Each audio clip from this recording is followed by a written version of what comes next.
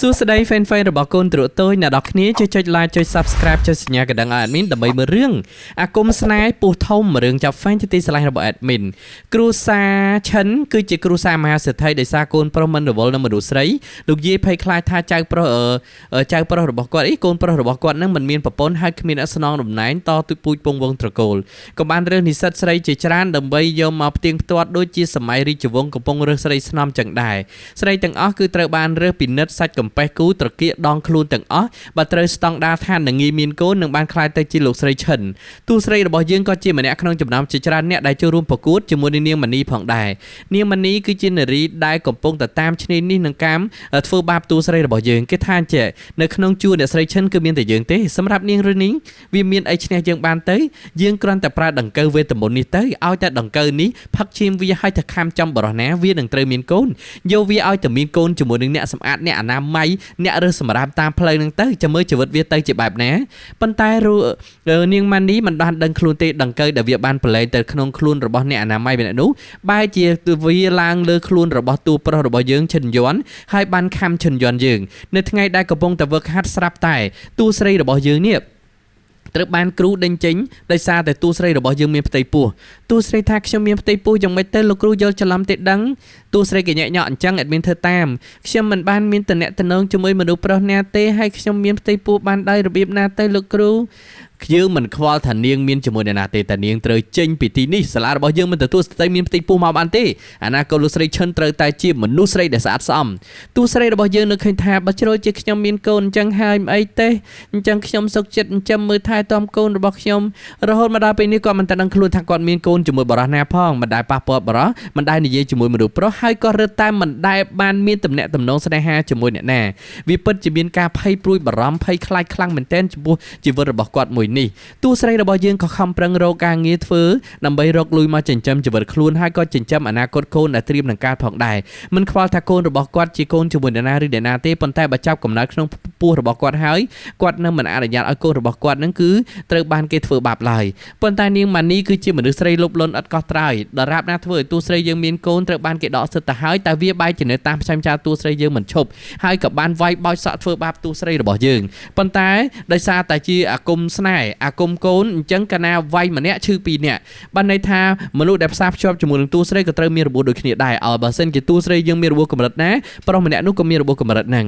ពេលនោះបើសិនជាតួប្រុសយើងមិនមកជួយទាន់ទេតួស្រីរបស់យើងប្រកាសជាត្រូវបាននាងមនីបោចសក់កាច់កនៅកន្លែងហ្នឹងតាមជាមិនខាននាងមនីគេប្រាប់តួប្រុសថាគេជាអនាគតប្រពន្ធរបស់តួប្រុសថាខ្ញុំមិនទទួលស្គាល់នាងទេហើយនាងជាអ្នកណាហេតុអីនាងមកសម្ដែងធ្វើជាស្រីរបស់យើងឆាប់អូសក្បាលវាចេញទៅពេលហ្នឹងតួប្រុសរបស់យើងគាត់ក៏មានអារម្មណ៍អាណិតអាសូរចំពោះតួស្រីឃើញថាក្មេងស្រីម្នាក់នេះមើលទៅដូចជាមិនទាន់ដឹងខ្យល់អ្វីទេហាក់ដូចជាស្លូតបូតខ្លាំងមែនតើ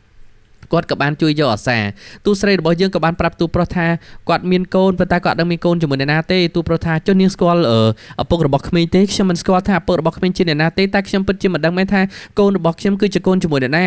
ពេលហ្នឹងហើយទូប្រុសរបស់យើងថាអះណាស់ហើយចុះបំភ្លេចវាចោលទៅណាគាត់ក៏បានធ្វើល្អជាមួយនឹងទូស្រីរបស់យើងដោយគាត់នឹកឃើញថាគាត់កម្រឃើញមនុស្សស្រីដែលមានភាពស្លូតបូតគួរអាណិតដូចជាទូស្រីយើងខ្លាំងណាស់អញ្ចឹងហើយគាត់ក៏ចាប់ផ្ដើមយកអាសាធ្វើល្អជាមួយនឹងទូស្រីយើងតែម្ដងទៅប៉ុន្តែគាត់ក៏មិនដែលរំពឹងថាគាត់នឹងទៅធ្វើអ្វីផ្ដេសផ្ដាស់លើពីនឹងដែរគ្រាន់តែគាត់មានក្តីអាណិតចំពោះក្មេងនឹងតែប៉ុណ្្នឹងឯងទូស្រីរបស់យើងណាពេលណាដែលគាត់បានន័យថាគាត់សុកចិត្តចោះចាញ់គាត់សុកចិត្តដកសិទ្ធចេញហើយព្រោះគាត់មានកូនពេលហ្នឹងគឺត្រូវបាននាងម៉ានីហ្នឹងចេញព័ត៌មានផុសផ្សាយគ្រប់ទីកន្លែងពីរឿងមានកូនអត់ប្តីជាស្រីអត់គេខ្មែរជាមនុស្សស្រីដែលគ្មានក្រមសីលធម៌ដែលធ្វើឲ្យប៉ះពាល់ដល់កេរ្តិ៍ឈ្មោះរបស់សាលារៀនគំនិតរបស់វាមិនត្រឹមតែចង់ឲ្យទូស្រីរបស់យើងបាត់បង់ការងារប៉ុណ្ណោះទេបាត់បង់ឱកាសប៉ុណ្ណោះទេហើយវាចង់ឲ្យទូស្រីរបស់យើងគឺសូម្បីតែសាលាក៏ត្រូវបដិញវាទូស្រីរបស់យើងចេញដែរនិយាយមួយម៉ាត់ទៅគឺគំនិតរបស់វានឹងគឺសាហាវខ្លាំងមែនតើអ្នកនរគ្នាបានន័យថាវាមិនព្រមឲ្យទូស្រីរបស់យើងនឹងគឺមានសេរីភាពបានទេគឺវាចង់បំផ្លាញទូស្រីរបស់យើងនឹងគឺសពគ្រប់បែបយ៉ាងតែម្ដង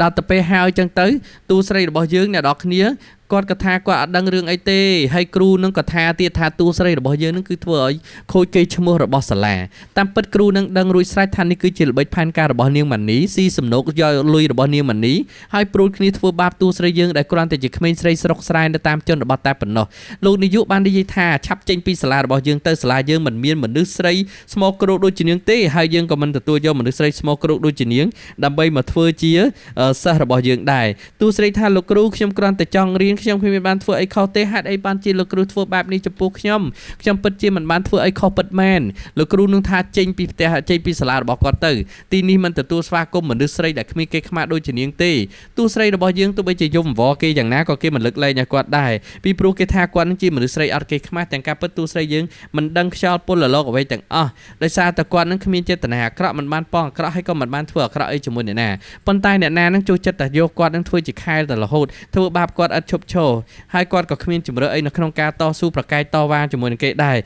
បានត្រឹមតែយំហើយគេក៏បានវាយធ្វើបាបតួស្រីយើងបន្តទៀតតួស្រីថាដោះលែងគាត់ទៅវាយតួស្រីយើងកាន់តែខ្លាំងតួប្រុសរបស់យើងជឿចុកចាប់កាន់តែខ្លាំងអញ្ចឹងហើយគ្រប់គ្នាក៏ឆ្ងល់ថាហេតុអីបន្ទូប្រុសយើងទៅជាអញ្ចឹងក៏ហៅលោកគ្រូមកលោកគ្រូនោះក៏បាននិយាយថាចេះតួប្រុសរបស់យើងគឺត្រូវអាគមគេហើយអានេះគេហៅអាគមគូស្នេហ៍បានន័យថាមនុស្សប្រុសដែលត្រូវអាគមនឹងហើយគឺប្រកាសជាត្រូវមានកូនជាមួយនឹងស្រីម្នាក់នោះហើយអ្នកទាំងពីរគឺមានការឈឺចាប់ផ្សារភ្ជាប់គ្នាលោកយាយគ្រាន់តែលើបែបហ្នឹងគឺគាត់សប្បាយចិត្តខ្លាំងមែនតើអញ្ចឹងណាទោះបីថាអ្នកណាធ្វើអាគមបែបណាក្នុងគោលបំណងអីគាត់មិនដឹងប៉ុន្តែអ្វីដែលគេធ្វើហើយនេះគឺមានផលចំណេញច្រើនខ្លាំងមែនតើសម្រាប់គ្រួសាររបស់គាត់ស្របពេលដែលគាត់គឺកំពុងតែចង់បានចៅផងអញ្ចឹងបើសិនជាមានចៅហើយគឺជារឿងល្អសម្រាប់គាត់ខ្លាំងណាស់ពេលហ្នឹងហើយអ្នកនរគ្នា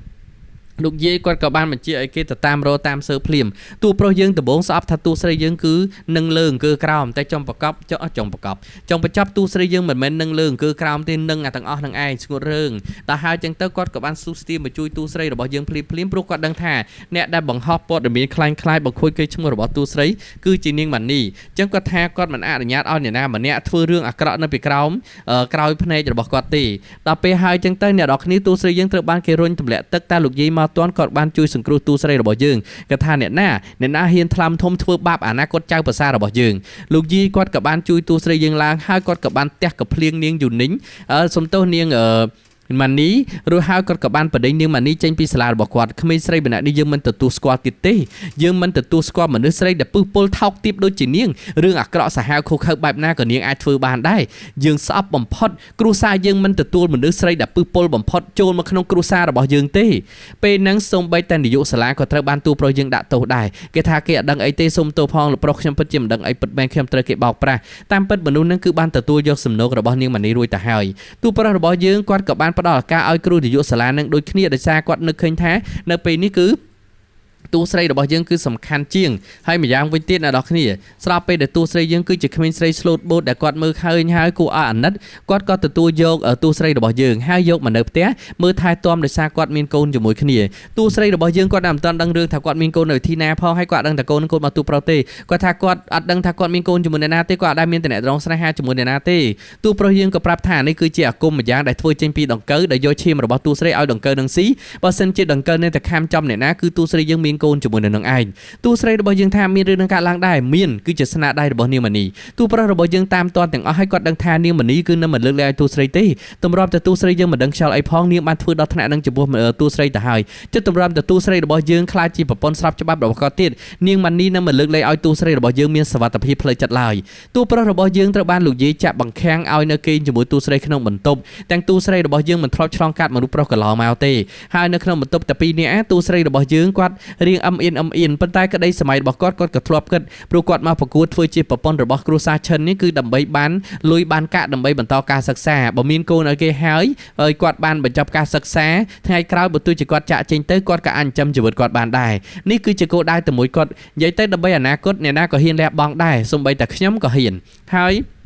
តួប្រុសរបស់យើងគាត់ក៏បានមើលថែទាំតួស្រីរបស់យើងតែតួស្រីរបស់យើងគាត់នៅតែមានការភ័យខ្លាចយ៉ាងណាក៏នៅតែបដ ாய் ម៉ានីក៏បាននិយាយថានាងយកកូនយើងយកឪចាំមើលតើអ្នកណាធំជាងអ្នកណាវាក៏បានយកដង្កូវនឹងឯងយកឲ្យខាំឈាមរបស់វារួចហើយវាក៏បានប្រឡែងដង្កូវនេះដើម្បីឲ្យខាំឪរបស់តួប្រុសដែលកំពុងតែអង្គុយលើរទេះរុញប៉ុន្តែអ្នកនរគ្នាអើយស្រាប់តែប្រហែលខែក្រោយនាងម៉ានីមានកូនហើយវាក៏បានមកដល់គ្រួសារឈិននឹងដើម្បីឲ្យគ្រួសារឈិននឹងទទួលខុសត្រូវវាថាកូននេះគឺជាកូនរបស់លោកម្ចាស់ដូច្នេះហើយ គ្រប់គ្នានៅទីនេះត្រូវតែគោរពវាហើយទូស្រីរបស់យើងអ្នកនរគ្នានៅក្នុងគ្រួសារនេះគឺទទួលបានការមើលថែទាំយកចិត្តទុកដាក់ខ្លាំងបំផុតអំពីលោកយាយដែលជាម្ដាយក្មេកហើយទូប្រុសរបស់យើងត្បិតតែគាត់មិនចូលចិត្តមនុស្សស្រីមិនពាក់ព័ន្ធញ៉ៃញ៉ៃប៉ុន្តែគាត់បែរជាទទួលយកទូស្រីយើងដោយសេចក្តីសុខហើយគាត់ក៏បានថ្នាក់ថ្នមទូស្រីយ៉ាងល្អថ្ងៃនេះមីងរបស់ទូស្រីរួមជាមួយនឹងពូរបស់ទូស្រីព្រោះដៃគ្នាជាមួយនាងម៉ានីដើម្បីមកអូសកទូស្រីយើងចេញគេថាឥឡូវនេះនាងម៉ានីគឺជាលោកស្រីធំនៅក្នុងផ្ទះនេះហើយសម្បត្តិនាងត្រឹមតែជាកូនប្រសារនាងគ្មានសិទ្ធអីទេអញ្ចឹងទូស្រីថានាងជាអ្នកណាហេតុអីបានហ៊ានសំអាងដល់ថ្នាក់ហ្នឹងនៅទីនេះនាងគ្មានសិទ្ធនៅកន្លែងហ្នឹងឡើយទូស្រីរបស់យើងក៏បាននិយាយ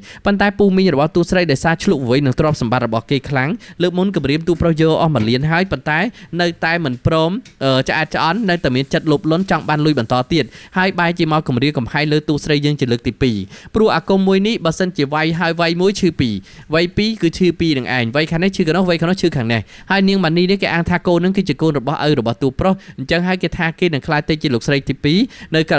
បន្ទាប់ពីម៉ែរបស់ទូប្រុសវាមានសិទ្ធិក្នុងការចង់បដិញអ្នកណាចេញក៏បានប៉ុន្តែវាអត់ទាន់ដឹងថាកូនក្នុងពុះរបស់វាគឺជាកូនរបស់អ្នកណាទេអាសត្វដង្កូវនេះវាខំជាមួយអ្នកណាកូនជាមួយអ្នកនឹងឯងហើយទូស្រីរបស់យើងក៏ថាចេះ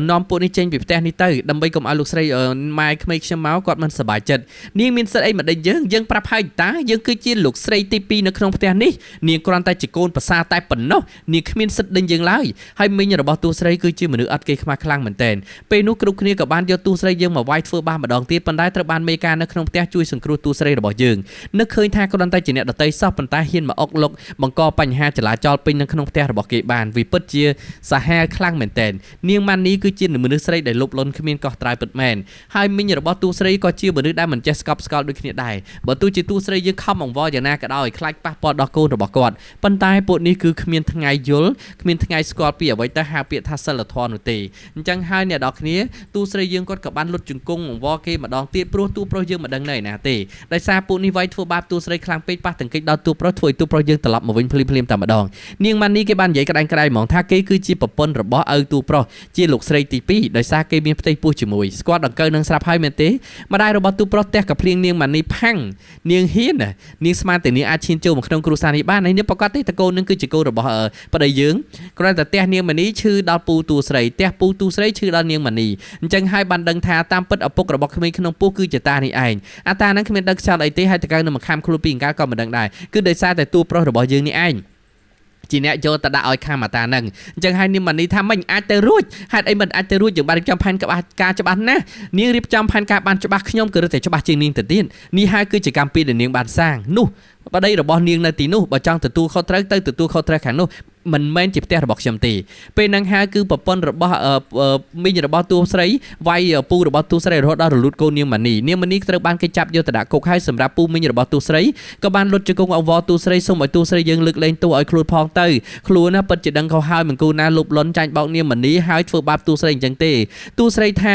គេថាគេមានកូនជួយជីវិតទូស្រីចិញ្ចឹមទូស្រីរាប់ឆ្នាំទូស្រីយើងត្រូវតែសងគុណគេដឹងគុណគេមិនត្រូវធ្វើបាបគេទេទូស្រីថាខ្ញុំបានសងគុណនិងដឹងគុណលោកសឹងតែខ្សោះអស់ពីខ្លួនទៅហើយរហូតដល់ចុងក្រោយនេះលោកសុកចិត្តធ្វើបាបខ្ញុំចូលដៃជាមួយអ្នកដទៃបំផ្លាញគេឈ្មោះរបស់ខ្ញុំឥឡូវនេះលោកមិនទាមទារអីទៀតខ្ញុំគ្មានអ្វីឲ្យពូទៀតទេពូនឹងមិនទទួលបានការលើកលែងទោសពីខ្ញុំឡើយហើយចាប់ពីពេលនេះទៅមនុស្សមិនចេះដឹងគុណអ្នកដទៃមនុស្សមិនចេះស្គាល់ល្អមនុស្សលោភលន់ដូចជាពូនឹងមីងនេះគឺត្រូវតែជាប់គុកខ្ញុំនឹងមិនអនុញ្ញាតឲ្យអ្នកណាម្នាក់រួចផុតពីសំណាញ់ច្បាប់បានទេពេលហ្នឹងទូប្រុសរបស់យើងគាត់ក៏សម្រេចតាមទូស្រីគាត់ថាបើទូស្រីព្រមបែបណាគាត់ព្រមបែបហ្នឹងហើយពូមិញនឹងក៏លុតជង្គង់អង្វរហើយអង្វរទៀតប៉ុន្តែគ្មានលទ្ធផលល្អនោះទេទោះបីជាអង្វរយ៉ាងណាក៏ដោយពីព្រោះគ្រូសាឈិនគេធ្លាប់និយាយហើយថាបើហ៊ានក្បត់នឹងគ្រូសាឈិនណាពួកឯងប្រកាសជាស្គាល់ថានរោពិតប្រកាសជាមិនខាននាងម៉ានីក៏ឈឺចិត្តថាមិនអាចទៅរួចទេហេតុអីក៏នាងមានសំណាងជាងយើងហេតុអីសំណាងនៅខាងនាងជានិច្ចហេតុអីបើយើងគ្មានសំណាងដូចជានាងពេលនឹងនាងម៉ានីក៏ស្រែកដូចជាមនុស្សឈួតក៏ត្រូវបានគេចាប់ទៅបញ្ជូនទៅកាន់ប៉ុស្តិ៍ប៉ូលីសតែម្ដងគ្រូសារបស់ទូស្រីទូប្រុសយើងក៏ចាប់ផ្ដើមមានសេចក្តីសុខឡើងវិញលែងមានមនុស្សរំខានលែងមានមនុស្សតាមយាយទៀតហើយទូស្រីរបស់យើងក៏ខ្លាចទៅមនុស្សស្រីរៀងចាស់ទុំចេះដឹងជាងមុនបន្តិចលែងញាក់ញក់អន្តែអន្តក់ដូចមុនទូប្រុសរបស់យើងក៏ថាអញ្ចេះដរាបណាប្តីនៅទីនេះប្រពន្ធប្រកាសជាមានសុវត្ថិភាពអូនមិនបាច់បារម្ភនោះទេ